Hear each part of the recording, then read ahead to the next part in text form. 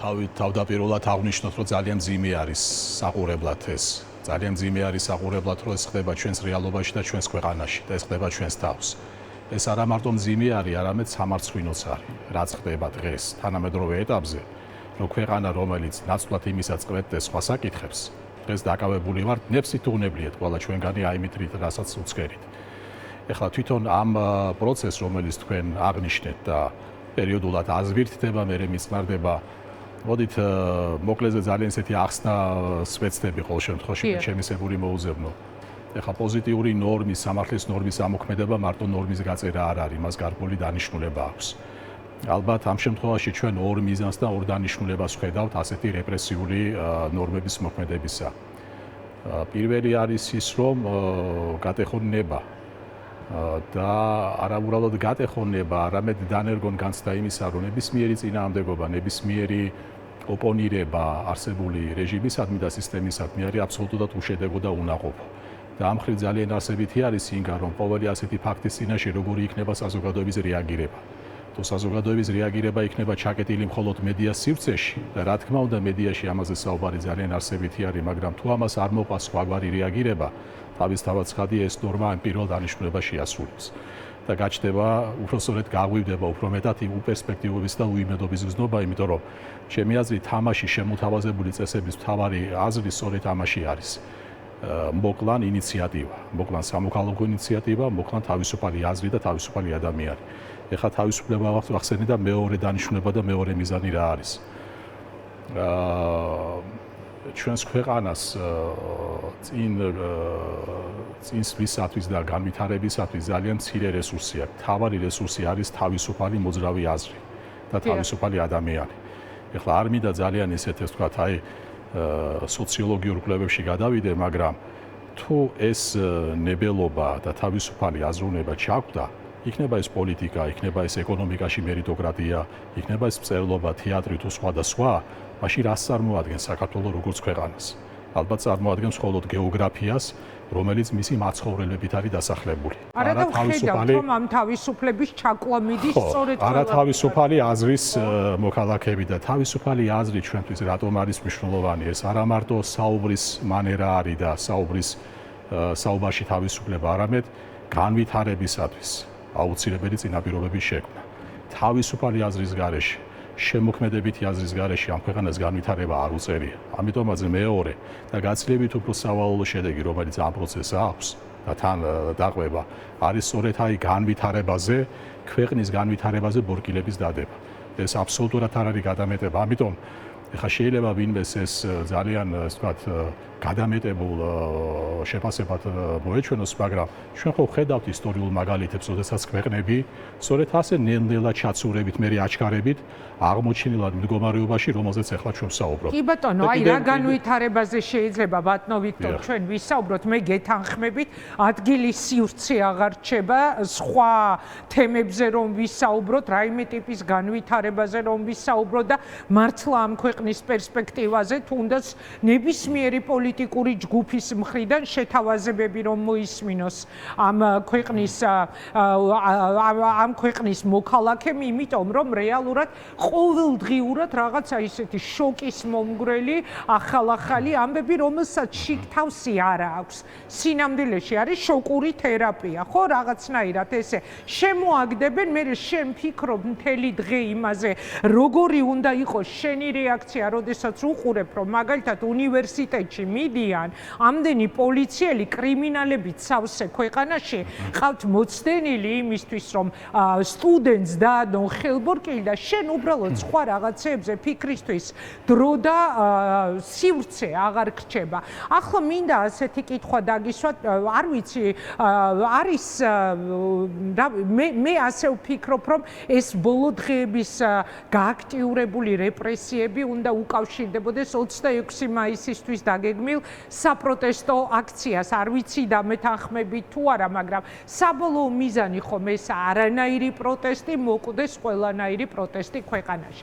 როგორ შეაფასებდით ამ რეალობას, რაში ჩვენ ვართ? პოლიტიკური კრიზისი, რომელსაც არ აღიარებს ოცნება და რა ხდება აქეთ ფლანგზე, საპროტესტო ფლანგზე.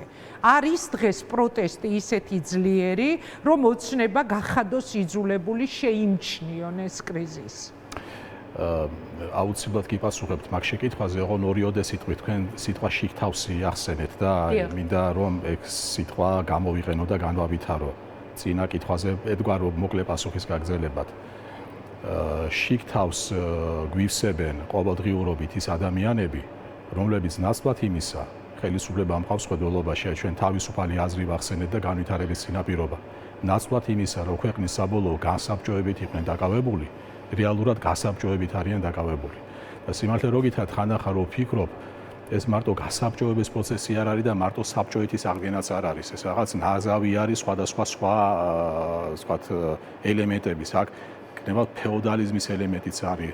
გნებავთ არ ვიცი ახლა ანთროპოლოგიურ სწავლებაში არ მინდა გადავიდე, მაგრამ ასე მგონია ადამიანი წელში რო გაიმართა და გამართულმი დაიწყოსია იმ დროიდანაც გადმოსული ელემენტები არის. ესე იგი, ადამიანების ჯგუფი, რომელიც გარკვეული მსოფლმხედველობით არის დამძიმებული თვითონ ინდივიდუალურად და პიროვნულად, ცდილობენ ეს გახადონ ცხოვრების წესად და ეს წესი მოგვახვიონ ჩვენ. ამიტომ აი კიდევ ერთხელ რომ გავიმეოროთ, აქ პოლიტოლოგიური სწავლებაც არის, სოციოლოგიური სწავლებაც არის და ალბათ ანთროპოლოგიური სწავლება არის, ის რაც ჩვენ დაგვემართა, დავიმართეთ ან დაგმართეს. ეხლა ეს ისე შეიძლება ძალიან ის ვთქვათ ისეთი კიდევ ერთხელ ცოტა ეპისტოლარული გადახვევა, მაგრამ არსი ალბათ ამ უბედურებისა ამაში არის და არა მხოლოდ პოზიტიურ დაწერილ ნორმათა კრებულში. ეხლა თქვენ 26 მაისის ღონისძიება ახსენეთ და მასთან შესაძლო კავშირი ვერ გეტყვით ინგა სიმართლე გითხრათ პირდაპირ უკავშირდება თუ არა, მაგრამ ჩვენ რასაც ვხედავთ ბოლო წლები, ყოველთვის რაღაც ეტაპს გარკვეული ეს ვთქვათ მოზვავება უკავშირდებოდა ამა თუ იმ სანქციების თუ ღონისძიებების. ჩვენ ხო რეალურად აკრძალვების ქვეყანად ვიქეცით. ანუ ნაცვლად იმისა, რომ ჩვენ ვიფიქროთ ინოვაციებზე, ინიციატივებზე, ჩვენ აკრძალვების ქვეყანად ვიქეცით და ხშირად ეს აკრძალვები მეტად განვითარების ნაცვლად გვთავაზობენ აკრძალვებს. ამდენად აკრძალვების ქვეყანად ვიქეცით და ეს აკრძალვები გარდა ტრადიციული აი საბჭოურ ანალოგთან მიმართებაში აკრძალვებისა, იმიტომ ვახსენე ანთროპოლოგია, რომ ტროტუარზე დგომა, იქეთ მიხედვა, გახედვა, ნუ ახლა ეს ხო რეალურად ფაქტიურად სადაცაა მემების იმაში გადავალთ კატეგორიაში, ოღონდ ერთი პირობით, რომ ყოველი ესეთი სიურეალიზმი თანდათანობით ცოცხლდება ჩვენ თვალწინ. ამდენად ეს უწყვეტი პროცესი არის და განსაკუთრებით 26 მაისაც არ გამოვყოფთ, იმიტომ რომ ეს ერთი მთელი სერიალი არის, რომელიც ასეთი მძიმე შინაარსით და ან როგორც თქვენ თქვით, შიგთავსით გამოირჩევა. რა შეიძლება ამის საპირწონე იყოს? ახლა თქვენ დასვით კითხვა და ალბათ ეს კითხვა გარკვეულწილად არის ოპოზიციურ პარტიებზე და ასე შემდეგ. მე მიმძიმს ცოტათი ამ თემის სიღრმეში შესვლა, მიმძიმს იმიტომ რომ ვიცი რომ გარკვეული ჯგუფები დღეს 26 მაისის ღონისძიების აქტიურ სამზადისში არიან. ამიტომ მე ჩემ თავს არ მივცემ იმის უფლებას, რომ ეხლა ზედმეტად კრიტიკული ვიყო.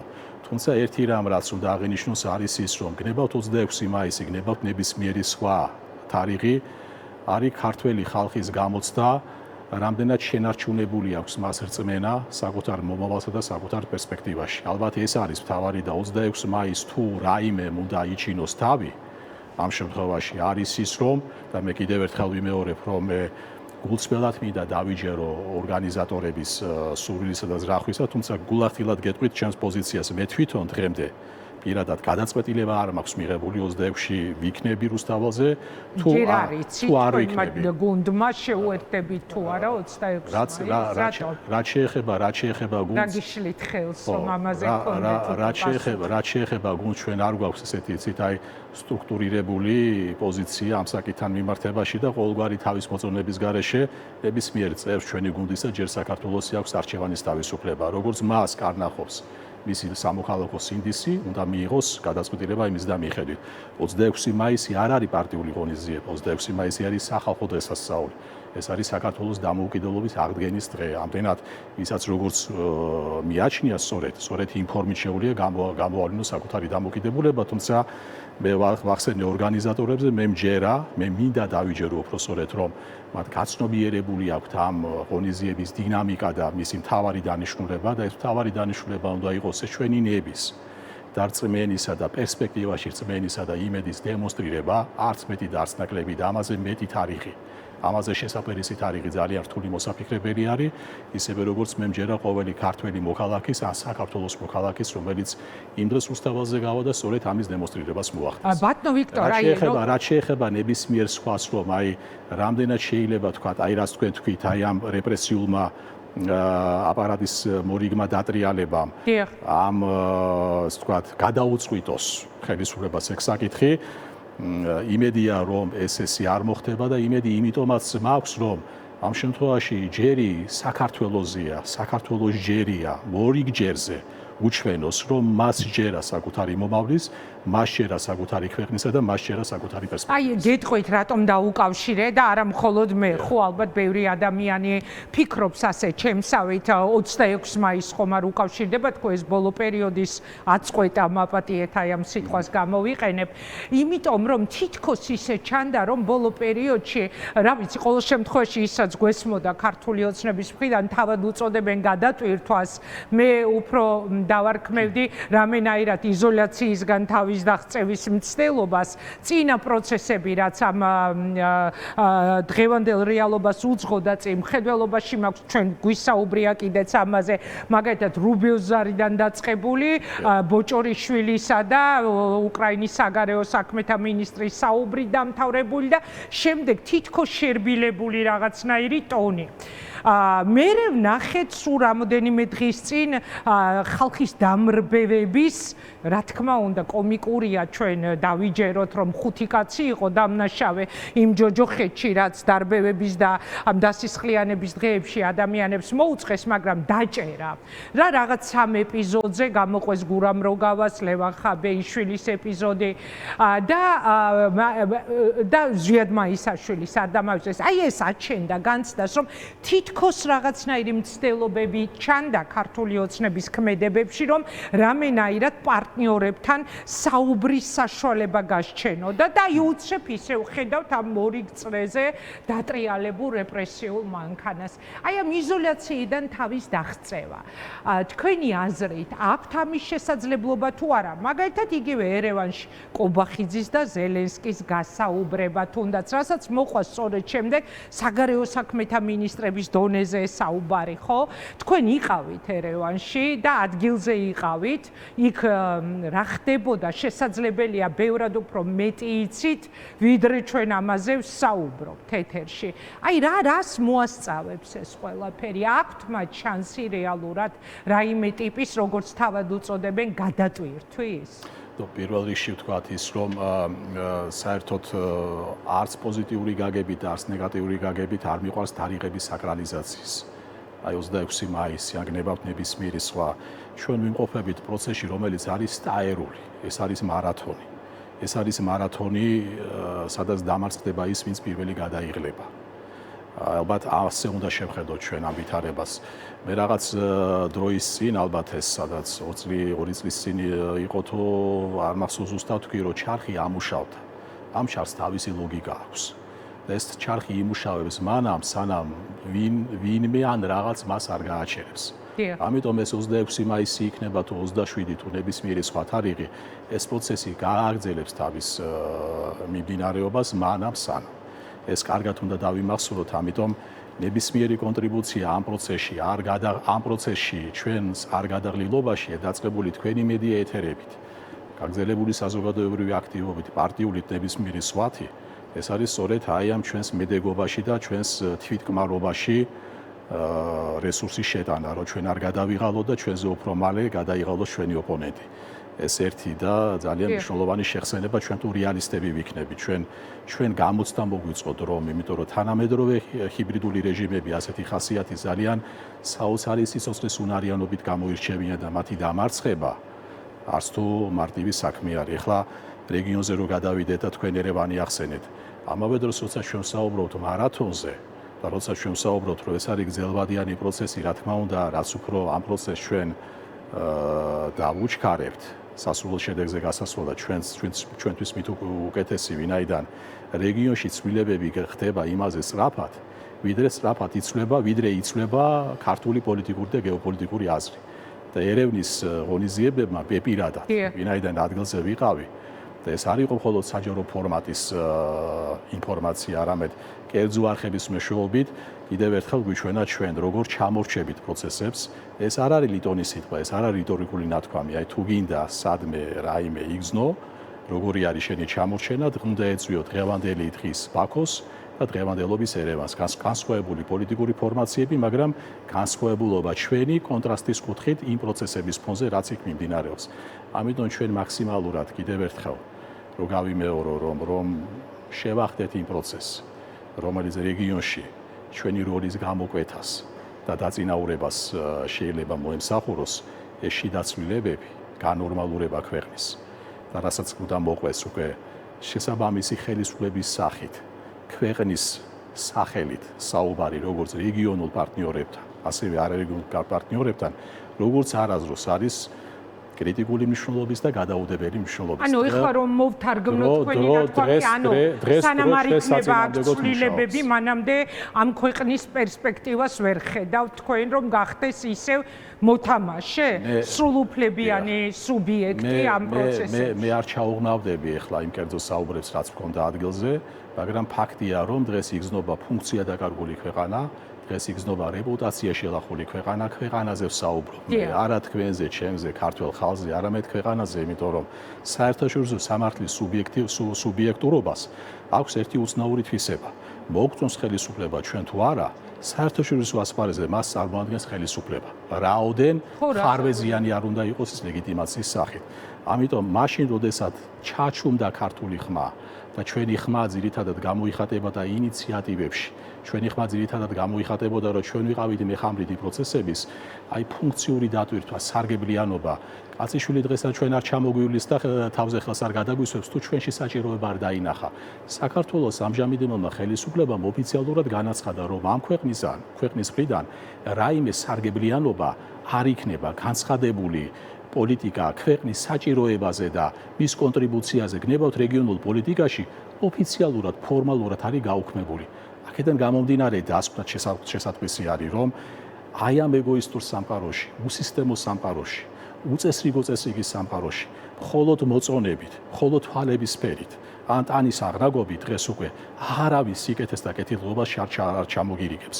თუ შენ თვითონ არ იქნები უშუალო კონტრიბუტორი შენი ფუნქციური სარგებლიანობით და შენი საჭიროებით. ამიტომაც კი ვახსენე მარათონი იგა, კი ვახსენე სტაირული სვლა, მაგრამ ცოტათი უნდა დაუჩქაროთ. მანამ სანამ ისტორიულ განვითარებას არ დავუჩქაროთ, როდესაც ბრძანებთ, რას გულისხმობთ. ანუ აი რადგან წეღან თქვით, რომ ცვლილებების შემთხვევაში შესაძლებელია ჩვენ ვისაუბროთ იმაზე, რომ რაღაც ახალი პერსპექტივა გაუჩნდეს ამ ქვეყანას და ამ ჭაობის მდგომარეობაში აღარ იყოს საქართველოს. აი როცა ამბობთ, რომ უნდა დაუჩქაროთ, რა იგულისხმება? დაჩქარებაში იგულისხმება ის, რომ ქვეყნის წარმომადგენლობის მანდატი, როგორც შინ ასევე გარეთ, უნდა გადავიდეს კომპეტენტური პოლიტიკური ძალის ან ძალთა ხელში. კომპეტენციაზე დაფუძნებული და არა მარტო კომპეტენციაზე და რეპუტაციაზე, არამედ ჯანმრთელ, ჯანსაღზე. იმიტომ რომ ჩვენ რასაც დღეს ვხედავთ ყველაფერთან ერთად, მარტო კომპეტენციის ნაკლებობა არ არის და მარტო რეპუტაციის დეფიციტი. ეს არის გარკვეულად კლინიკური მოვლენა. ეხლა ჩვენ ხშირად გვესმის, რომ ქართული ოცნების, ან რასაც ჩვენ ვეძახით ქართულ ოცნებას, სულ ამ დათქმას ვაკეთებ, იმიტომ რომ ეს არ არის მხოლოდ პარტიული კონგლომერატი, აფიო განაცხადი აქვს სიტყვებზე დეკლარირებული მშვიდობისაკენ და სუვერენიტეტისაკენ, მაგრამ პრაქტიკულად ყოველი მათი განცხადება მაღალი თანამდებობის პირებით დაწყებული და აღარ საუბრობ ვერტიკალზე, არის სწორედ მშვიდობის საწინააღმდეგოდ მიმართული, სტაბილურობის საწინააღმდეგოდ მიმართული, ეს არის შუღლის გამაღვივებელი, ეს არის გათიშულობის გამაღვივებელი. ამდენად ფიცი მწამს და ბოლო მაკვირვებსო დაახლოებით ასე შეიძლება ჩვენ ჩამოვაყალიბოთ, დავახასიათოთ ქართული ოცნების პოლიტიკა და ან მათ არ ჯერათ და მაშინ კეთილსინდისიერი არ არიან საკუთარ მოსახლეობაზე, ან თუ ჯერათ, მით უფრო დიდი უბედურება გვეწვია ჩვენ, იმიტომ რომ ეს მოვლენა უკვე არც პოლიტიკური ხასიათის არ არის, არამედ განსხვავებული კლინიკური მიმართულების არის, არც მეტი და არც ნაკლები. ამიტომ გაჯანსაღებაში მათ შორის მე გულისხმობ რა, რომ ჩანაცვლება ქვეყნის წარმომადგენლობაზე მატარებელი მანდატით მოხდეს რაც შეიძლება სწრაფად და რაც შეიძლება როგორ ეს რაც შეიძლება სწრაფად ბატონო ვიქტორ ჩანაცვლება ანუ ორი გზაა ხო ეს ხალხი საერთოდ არ იმჩნევს ამ ქვეყანას რა საით მიაქანებენ საერთოდ არ იმჩნევს რომ უმძიმესი პოლიტიკური კრიზისი აქვს თავადაც და მთელ ქვეყანას არის ორი გამოსავალი ერთი არის არჩევნები მეორე არის რევოლუცია სხვანაირად როგორ ან მივდივართ კალენდარულ არჩევნებამდე რომელიც არის 2028 წელს რაც შეიძლება სწრაფად როდესაც თქვენ ამბობთ აი როგორ წარმოგიდგენთ რაც შეეხება რევოლუციურ განვითარებას პირადად მე ჩემი დამოკიდებულებით ჩემი მსოფლმხედველობით ისევე როგორც ჩვენი ჯგუფი ასეთ განვითარებას არ და ვერ მიემხრობა ვინაიდან ეს შექმნის მე რამდენჯერზე ქვეყნისათვის ძალიან სახიფათო ისტორიულ პრეცედენტს, მაგრამ ამაზე უარის თქმა არ ნიშნავს წნეხის მაქსიმალურ ზრდას. წნეხი, საზოგადოებრივი წნეხი უნდა იყოს რაც შეიძლება მაღალი და რაც შეიძლება მწვავე და რაც შეიძლება კრიტიკული. რომ ვაიძულოთ დანიშნონ ბადამდელი არჩევნები. თავისთავად ცხადია, იმიტომ რომ თუ ჩვენ ვსაუბრობთ სწორ განვითარებაზე, ისეთ განვითარებაზე, რომელიც არ იქნება პოლიტიკური შურიზიების პოლიტიკური ვიმეორებ არასამართლებრივი, არამედ პოლიტიკური შურიზიების მოსავებელი, რომ ჩვენ როგორც იქნა გავაჯანსაღოთ პოლიტიკური ცხოვრება და გავანორმალუროთ პოლიტიკური ცხოვრება და არ მოგვიწვიოს ნულიდან დაწყება და ნულიდან ქვეყნის აგება. ამიტომაც ჩემი აზრით არჩევნები ოღონ არჩევნები ამ სიტყვის სრული გაგებით. და არასაარჩევნო თარიღი არის ალბათ ერთადერთი სწორი და ოპტიმალური გამოსავალი. ახლა ამისათვის საჭირო არის ყველა სეგმენტის შესაბამისი სეგმენტის მხრიდან შესაბამისი ძალისხმევების მიმართვა. ხშირად როდესაც მეკითხებიან ეთერებში რა არის რეცეპტი, რა არის ფორმულა. სხვებსაც უსმენ და მინდა ფორმულა მათემატიკური გამოსახულებით მოვისმინო. ასეთი ფორმულა არ არსებობს გარდა იმისა, რომ ყოველდღიურად ამ მიმართულებით ჩვენი ძალისხმევა მიმართოთ. გარანტირებულ შედეგზე საუბარი დროის გარკვეულ მონაკვეთში არის ძალიან რთული, მაგრამ გარანტირებულად შეიძლება საუბარი უშედეგობაზე, თუ მოვეშვებით, გადავიღლებით უიმედობას და უპერსპექტივობას მივეცებით. აი ერთადერთი გარანტია რაც შეიძლება მივიღოთ მხოლოდ მეორე სცენარის შემთხვევაში. დიდი მადლობა.